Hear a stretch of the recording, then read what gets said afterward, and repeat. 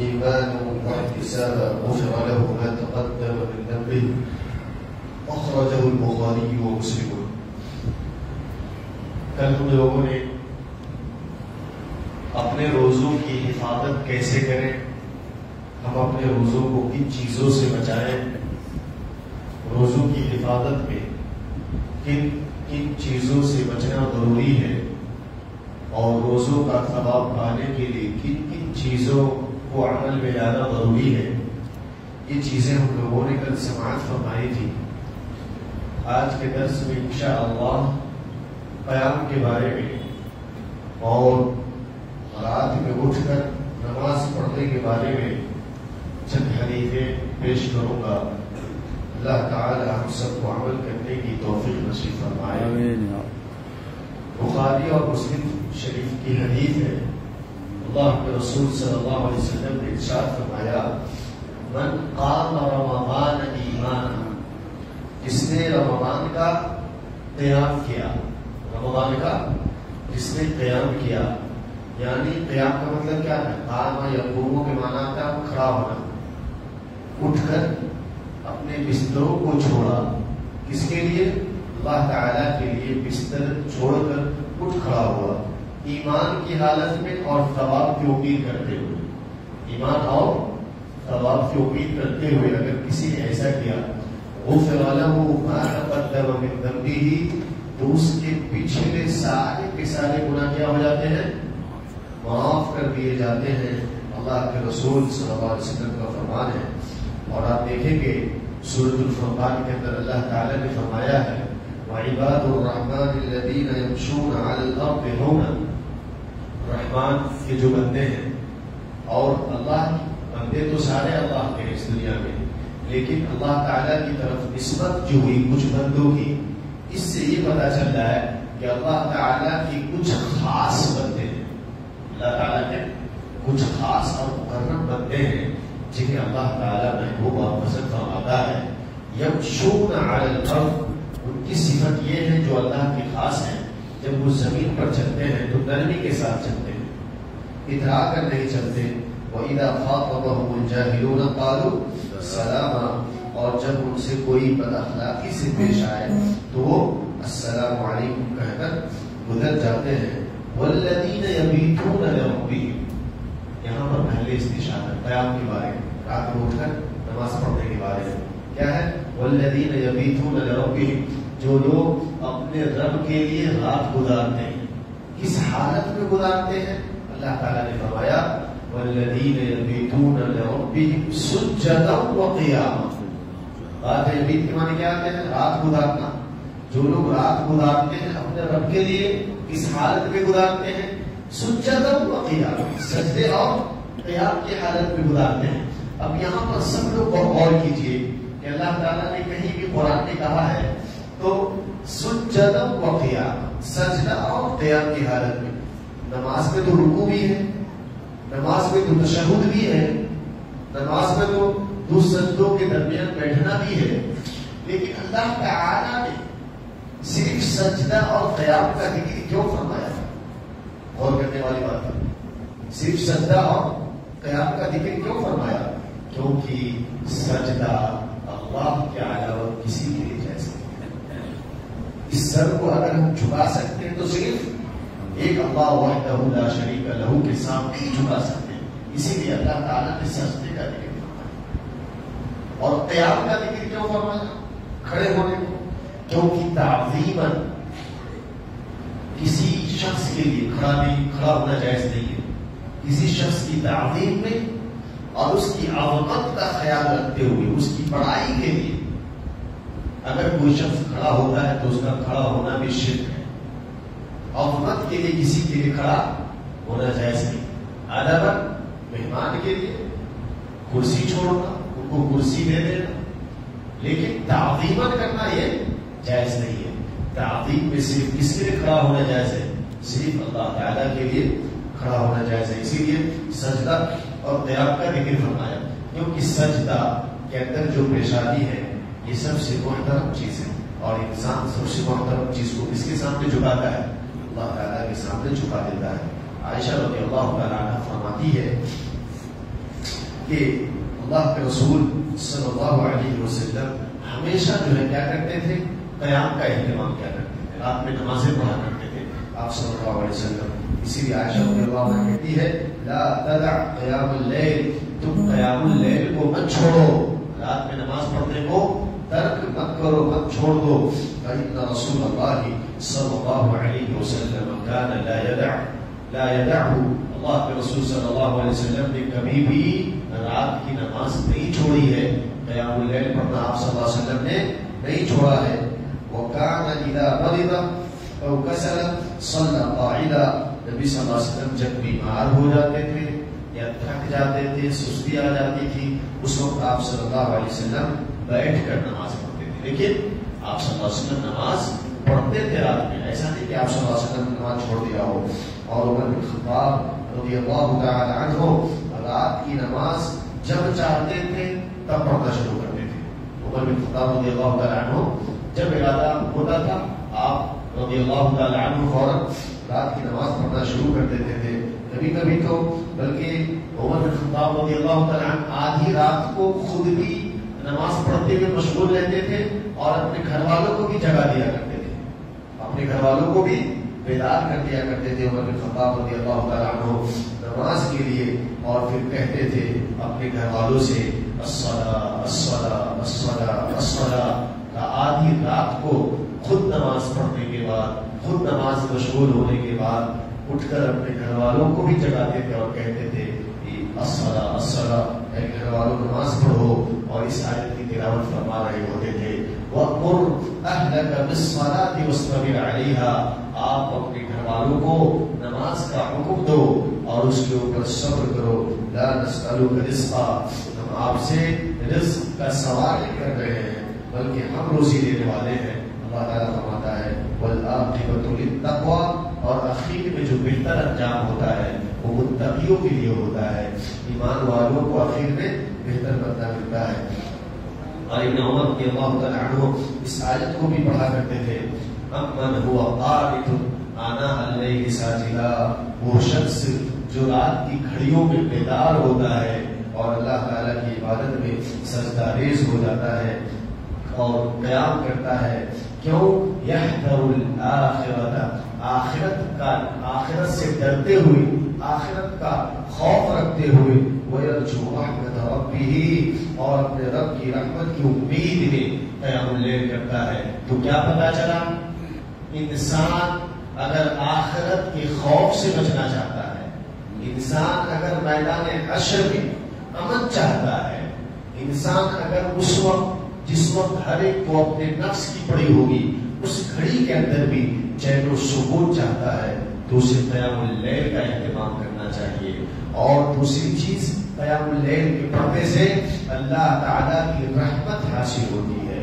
یا ہمارے رات کی نماز اس لیے پڑھی جاتی ہے کیونکہ آخرت میں جو خوف ہوگا، آخرت میں کے اندر جو جہنم کا ڈر ہوگا، اس جہنم کے ڈر سے نجات کے لیے اور اس خوف سے امن حاصل کرنے کے لیے قیام اللیل کو پڑھا جاتا ہے. اور اللہ تعالیٰ کی رحمت اور اس کی برکت کو جو ہے قیام اللیل کے ذریعے حاصل کی جاتی ہے. عثمان بن عفان رضی اللہ تعالی عنہ نے کہا قال ابن حاتم وانما قال ابن عمر ذلك لكثرة صلاة امير المؤمنين عثمان بن زید وقراءة حتى انه ایک رکعت کے اندر وہ قرآن ختم کر دیا کرتے تھے. کیا کہہ رہے ہیں؟ وانما قال ابن عمر ذلك لكثرة صلاة امير المؤمنين عثمان بالليل وقراءة حتى انه ربما قرأ القرآن في ركعة، ایک رکعت میں مطلب بہت زیادہ قرآن کی تلاوت کر لیا کرتے تھے. قرآن کا بیشتر حصہ اور قرآن کا اکثر حصہ ایک رکعت میں وہ پڑھ دیا کرتے تھے. اتنی زیادہ مشغولیت ہوتی تھی نماز کی، رات کی نماز میں. اور علقمہ بن قیس فرماتے ہیں کہ میں عبداللہ بن مسعود کے ساتھ میں نے رات گزارا، بت مع عبداللہ بن مسعود رضی اللہ عنہ لیلۃ، ایک رات میں نے عبداللہ بن مسعود رضی اللہ عنہ کے ساتھ گزارا. تو میں نے دیکھا کہ فقام اول اللیل، رات کے شروع حصے میں ہی صحابی رسول حضرت عبداللہ بن مسعود رضی اللہ تعالی عنہ کھڑے ہو گئے اور انہوں نے نماز پڑھنا شروع کر دیا. اور فقال يقرأ یرتل، اور انہوں نے رات کے شروع حصے میں ہی اپنے گھر میں اٹھ کر قرات کی طرح، جیسے امام مسجد میں جب نماز پڑھاتا ہے اس طریقے سے قرات کرتا ہے، اسی طریقے سے اپنے گھر میں اٹھ کر انہوں نے نماز پڑھنا شروع کر دیا اور قرات شروع کر دی، یہاں تک کہ جو لوگ اس کے ارد گرد تھے وہ لوگ بھی اس سے جو ہے سن رہے تھے اس کی آواز کو۔ اب غور کیجئے، رات کے شروع حصے میں ہی انہوں نے نماز پڑھنا شروع کر دیا، اور کب تک پڑھے؟ کہہ رہے ہیں کہ حتیٰ کہ آخر وقت تک پڑھتے رہے نماز، یعنی شروع کیا، رات کے شروع حصے میں ختم کیا، رات کے آخر حصے میں جا کر انہوں نے نماز پڑھنا بند کیا۔ تو رات کی نماز کی اتنی زیادہ فضیلت ہے اور اتنی زیادہ اہمیت ہے، اسی طریقے سے میرے بھائیوں مسلمانوں، بہتر یہ ہے کہ آپ امام کے ساتھ تراویح کی نماز مکمل کریں۔ کیا ہے؟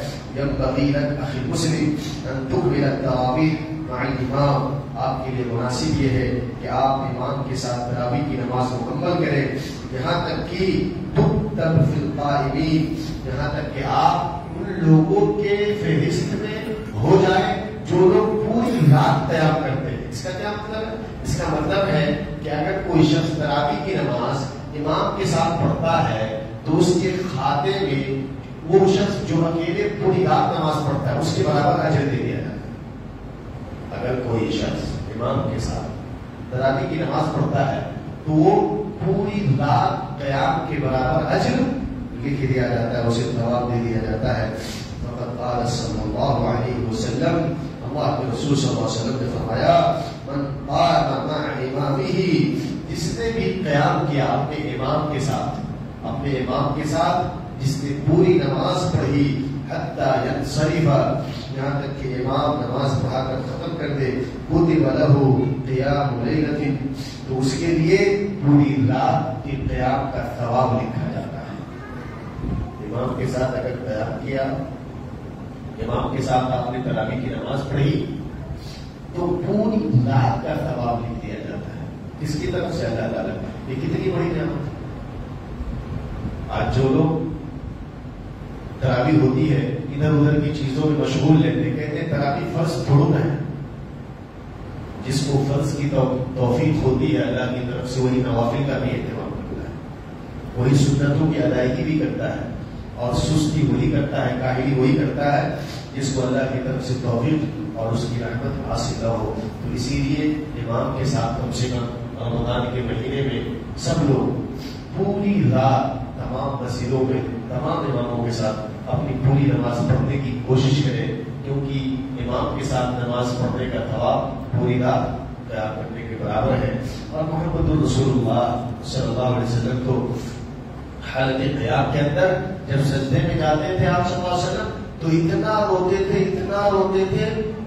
روتے تھے کہ جس جگہ آپ صلی اللہ علیہ وسلم نے سجدہ کیا ہوتا تھا وہ سجدہ کا پورا گیلا ہو چکا ہوتا تھا، تر بتر ہو جاتا تھا، ایسا معلوم ہوتا تھا کہ وہ سجدہ جس جگہ محمد رسول اللہ صلی اللہ علیہ وسلم نے اپنی پیشانی رکھی ہے اس جگہ کے اوپر کسی نے پانی کو ڈال دیا۔